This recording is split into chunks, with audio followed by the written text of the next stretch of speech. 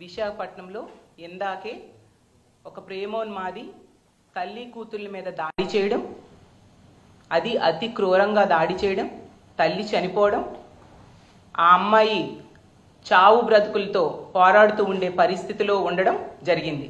అంటే ఈ రాష్ట్రంలో మహిళల భద్రత ఎంత ఆందోళనకరంగా ఉందో ఈ వరుస సంఘటనలు నిరూపిస్తూ ఉన్నాయి.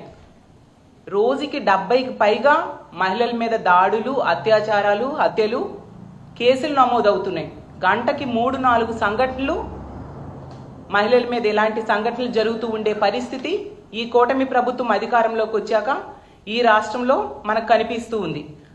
అది ప్రభుత్వమే తమ లెక్కలను చెప్తూ ఉందంటే అన్అఫీషియల్గా ఇంకెన్ని ఇలాంటి సంఘటనలు జరుగుతున్నాయో మనం అర్థం చేసుకోవచ్చు.